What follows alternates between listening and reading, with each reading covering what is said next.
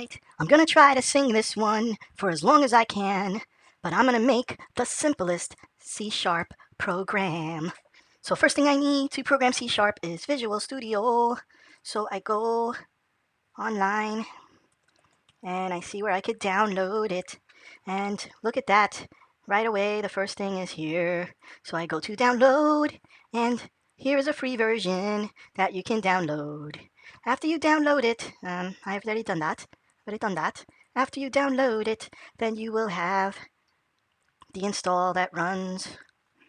And I just want to show you something. Here is my Visual Studio 2019, and here's the installer.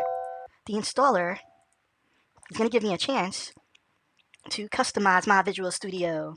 So after it's installed, the Visual Studio installer will show that I have Visual Studio 2019 right here. This is kind of like the way Unity Hub is, where you can see different versions of Unity that you have installed.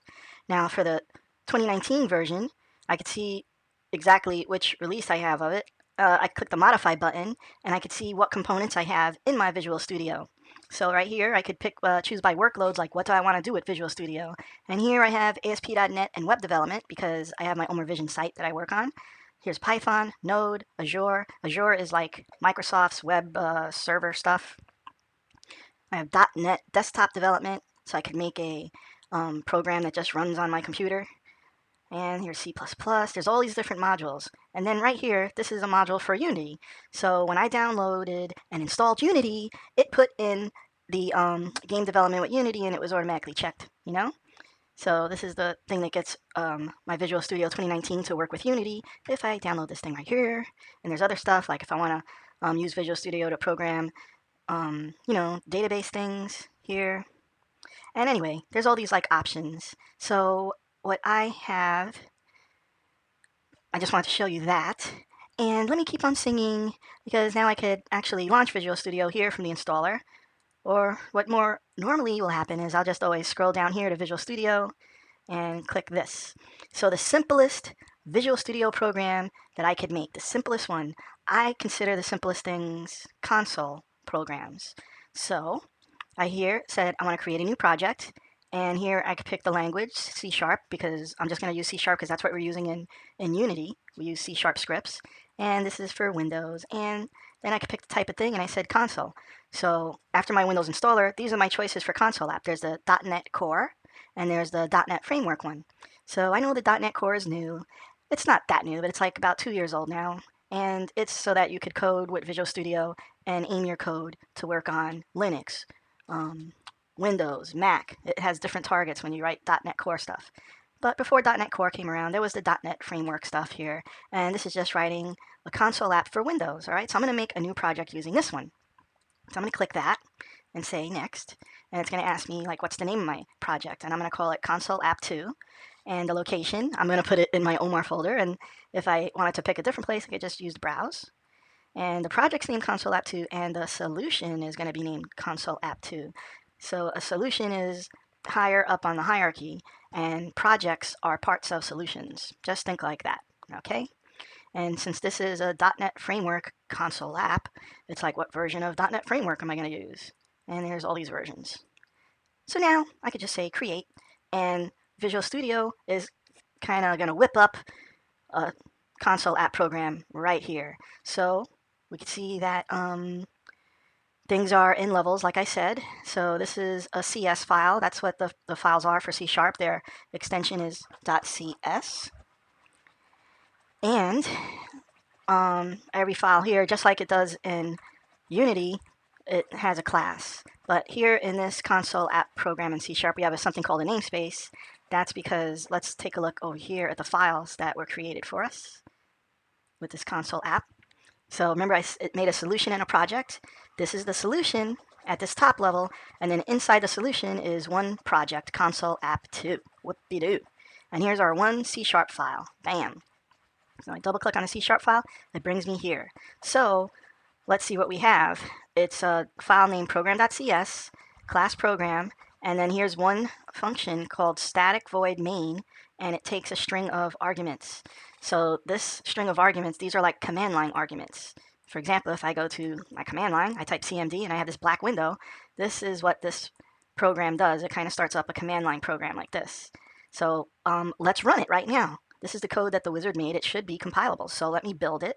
I'm going to build the solution, which is going to build the solution and all the projects in the solution. So I can say build solution. I only have one project in my solution. And build succeeded. Whoopie-doo. Here in the output window, you can see that build succeeded. And if there were any errors when it built, it would list them over here.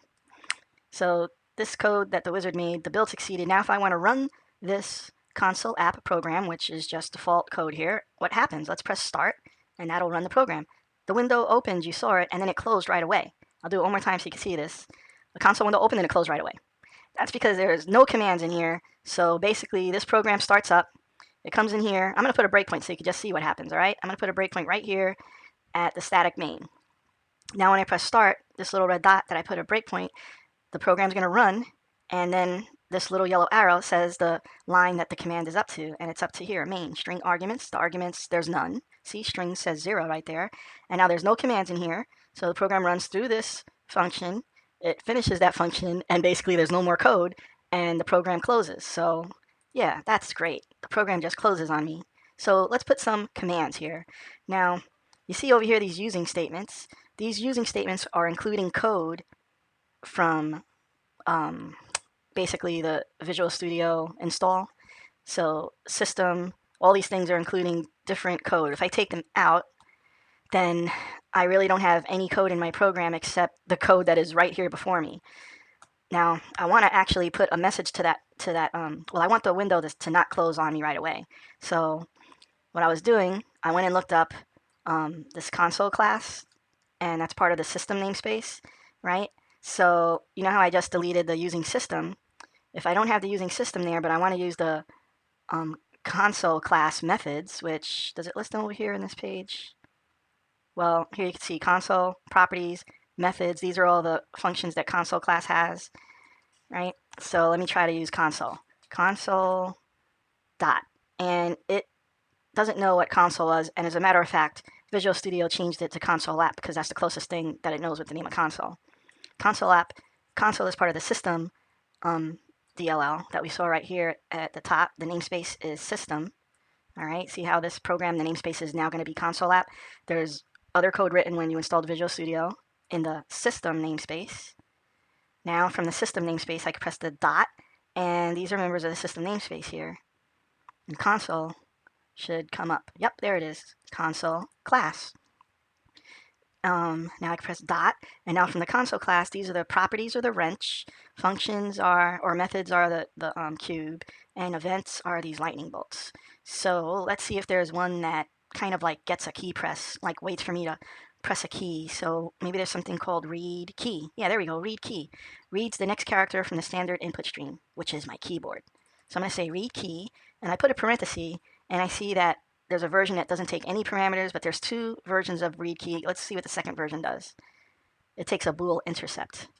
And the press key is optionally displayed in the console window. It changes the next character pressed by the user and determines whether to display the press key in the console window or not. All right, so that's the second version. It takes a bool to say whether to show it in the console window or not. But I'm not going to do that. I'm just going to have it run the code and hit this line. And when it hits this line, it's going to wait for me to press a key. So let's see when I run the program now.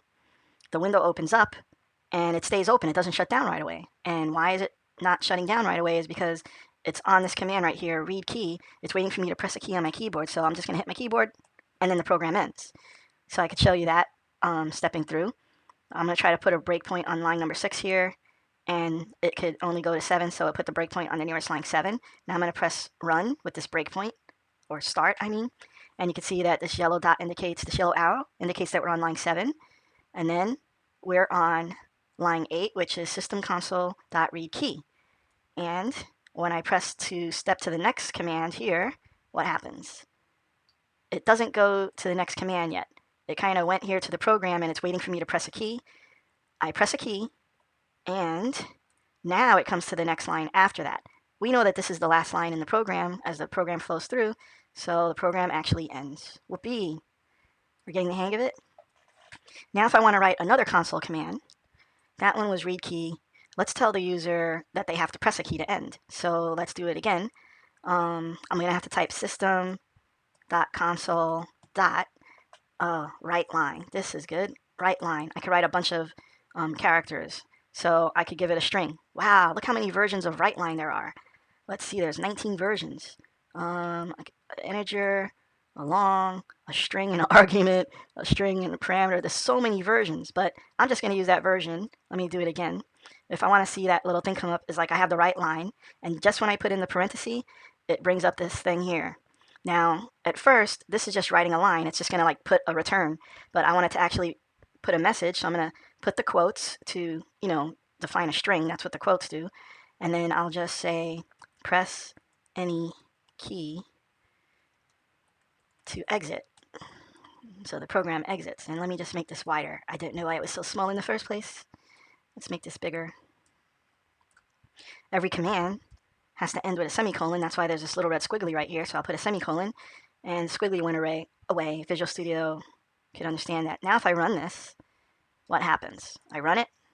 It says press any key to exit, and the cursor is just waiting there for me to press a key because of this read key command that we already demonstrated how it works from before. Let's see. Also notice here in the title bar, it's my console app too. That's the name of my program. I'm gonna press a key and it exits. Great. All right, so now I could keep on typing more console stuff, but since system is a namespace, as you can see here in the pop-up, console is a class. Namespaces I could include into my code here by coming outside of the namespace level, all the way up here at the top, outside of the namespace and the class and the function. And outside of those things up here, I could put a using statement, and I could say using system. So now that I put that there, using system, I don't have to type the word system everywhere I say console. And you see system, it brightened up from gray to white because now that using statement is necessary.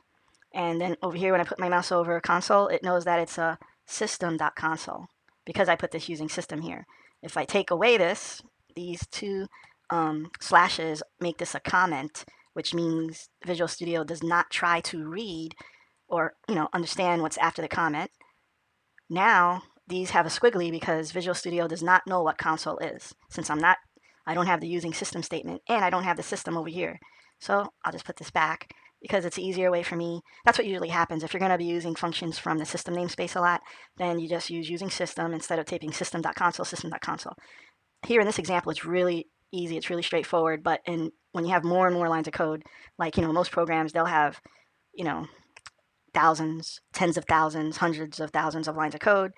You start trying to use the using statements at the top.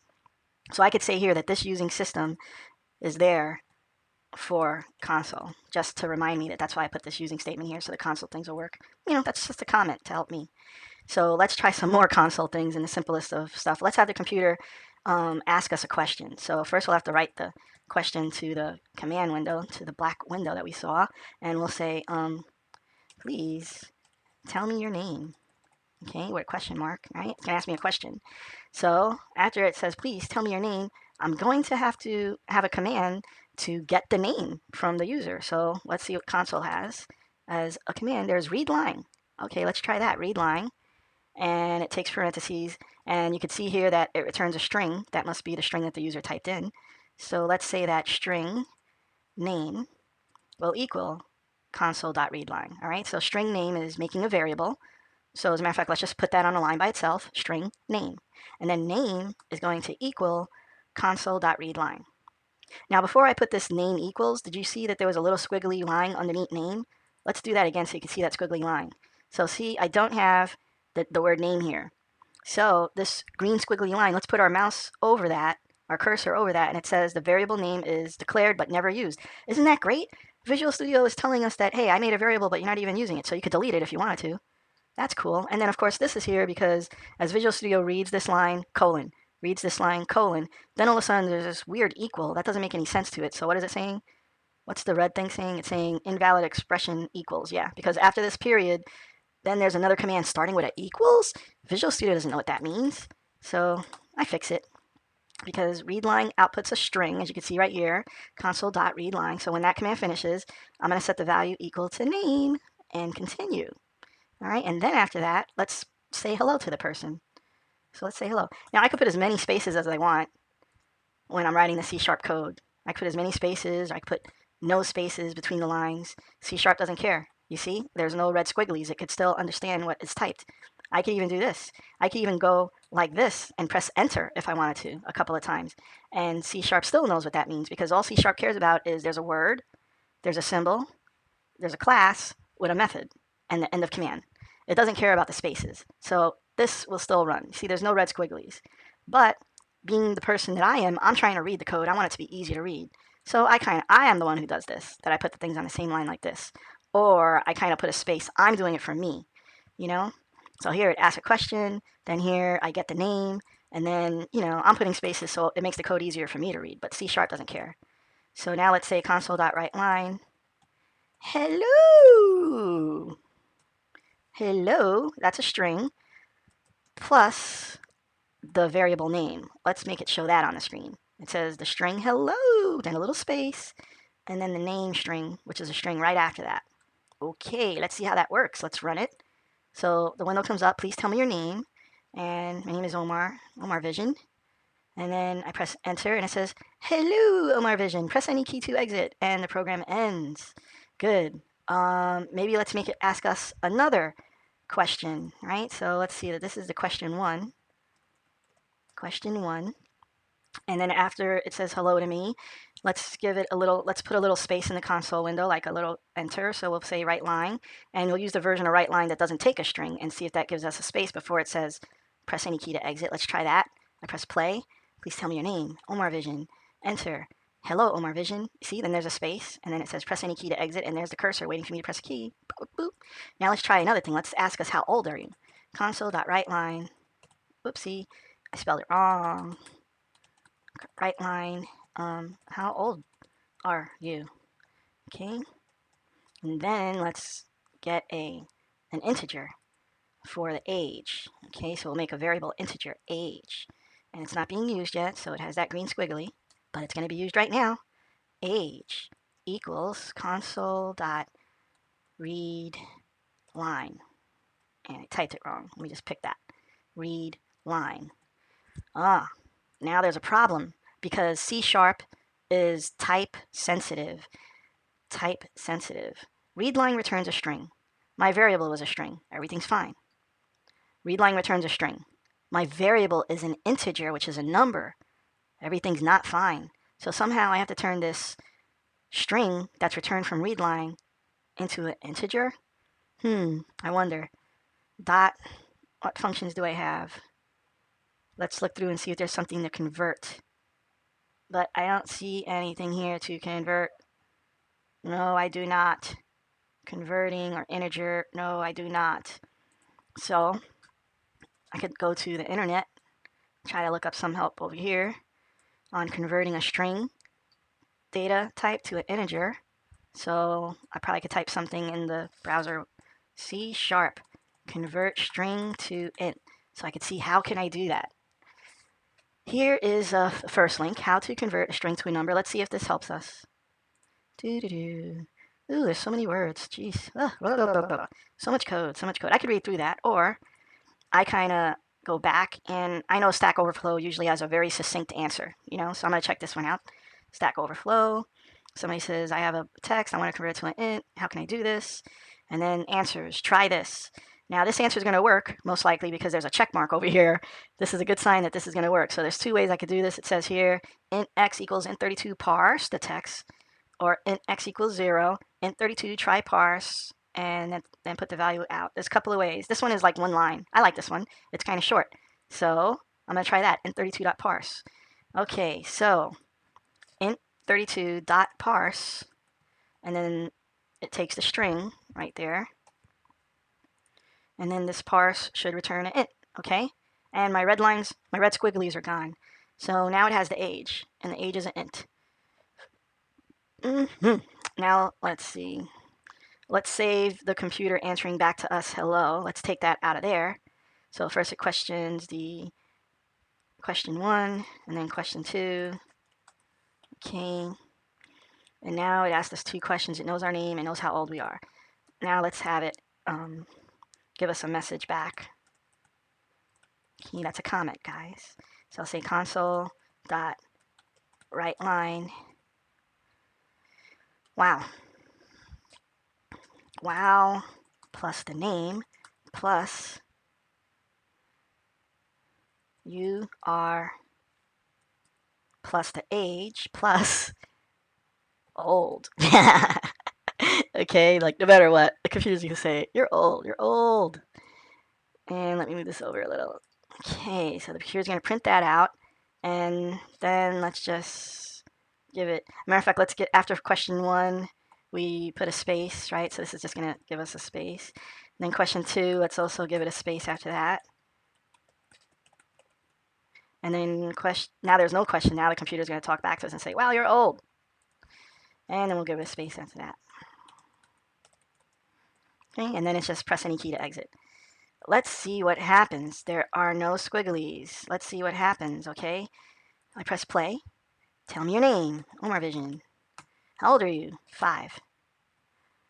Wow, omarvision, you're 5 years old. Press any key to exit. Boop. So that's basically an introduction to the easiest kind of C# program that you could write, console app. It's easy because the output is literally that black window. The output is just this black window. And the easiest commands I could do are commands on the console window. So that's the console class where I write a message, or I could read something, or I write a message, or I could read something. So this is the easiest thing I can think of to explain C# to you and the structure of the C# program. So namespace is the highest level.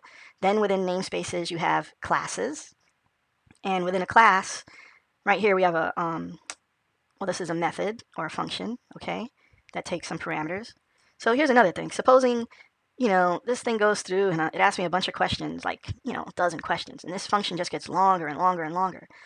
Sometimes you want to break it up into another function. Or sometimes if something is the same question it asks over and over, it's like the same code that repeats. In your mind as a programmer, you think, oh man, this code repeats over and over. Let me just turn it into a function instead, so I don't have to keep writing the same code over and over. Now here we have question 1 and question 2. Let's break it up into functions that make the main thing look a little easier to read. It is kind of easier to read already, but the thing is, like, when code gets even bigger, it gets even harder to read. So everything inside a class, it's either private or public, or there's these different scopes. So things that are inside of something else, you either can see them outside or you can't see them outside of that thing. So here at the namespace, console app 2, that's my program, console app 2, it has this class program, and when there is no scope specifier, it's defaulting to private, okay? So that means only things in the console app namespace know about my program. Now all of a sudden I put private class and this thing went like this. It says, elements defined in a namespace cannot be explicitly declared as private, protected internal, or private protected. Okay, so I can't put that there. But usually in a class, if I make some functions, let me make my own new function, private, oopsie. So this function can only be seen within this class. That means if I had another class I make, and I say program dot, it's not going to show this function I'm making. And I shouldn't say function because functions return a value. This is a method because I'm not going to return anything, void. So this is private, only to be seen within the program class. And then it's void. It doesn't return any values when you call this method. And then the method name is going to be question 1. Okay? Boom, boom. Oh, that's great. Except, you know what? I probably should return the answer to question 1. And let's name this function more meaningfully, like what is your name? And then let's make it return a string, because that's what it's going to get when it asks us our name. Then let's take this question 1 thing over here and cut. So I'm going to take it out of there. And then over here, I'm going to paste it. And here, these brackets, they matter. That's what's inside of what is your name function. So here, the name of the function tells me what it does, but there's still a red squiggly. Let me put my mouse on that, and I see that it says not all code paths return a value. So I made this method, and it has to return a string, but nowhere over here is there a return of a string. So I have to give it the command return, and what do I return? I'll return the name. Bam. Name is a string. I'm returning the name. So the function's going to run through, get the name, blah, blah, blah. Then it's going to return the name. So over here, I guess I could say string name equals what is your name? And why isn't it showing? String name equals what is your name? This is static. This is a little tricky. So do I have to say private static string? And then over here, can I say this dot? No, it's not. Over here, can I say equals What is your name? Okay. Yeah, so static is something that means it's always in, for program, if this is static, then this has to be static. What static does is it makes it that I don't have to allocate memory. Okay, that's getting complicated. Just know I had to put static here. Darn it. It got a little complicated on you, but that's why now it knows what this is. What is your name? So if I actually said program dot, does that work? No, because I'm in class program. So that's why I was trying to put the word this dot, and that didn't work either. Anyway, what is your name? So this will call that function over here, get the name, return the name, bam. I'm going to put a breakpoint so we can see how this flows, okay? We're going to see how this flows. The code logic flows like this. I press play, and here's the first line, right? There's no command yet. And let's step F10. So string name equals what is your name. So now instead of stepping over, I'm going to step into, and bam, now the code is here at what is your name function. You see it jumped from up here, and the flow is now over here. Let's see, console write line, please tell me your name. So that should put the message in the window. Yep, please tell me your name. And then the next line that has a command to execute is this one, name equals console read line. So let's step over that command. And here it is waiting for the name, omarvision, enter. So now we're after the read line command. Now it's going to write a space, and then it's going to return name. And you can see when you put the mouse over it that name equals omarvision. Step, step, and now we're back up here again. Step, and name equals omarvision. Oh, cool. And then the rest of the program runs like it did before. How old are you? I am 708, blah, blah, blah, blah. Enter. Wow, omarvision, you are blah, blah, blah, blah, blah, old. Press any key to exit. Boom. I think I'll end this now. That is basically some basics for a C# program. You made it to the end of the video. I'm so proud of you. This is my website. The main thing I want to show you is that for any of these videos that you've seen on YouTube, I have the tutorial section, which has the blue links for the projects, and the orange links are the files. Also, you could go over here and play some of the games we made in the game camp.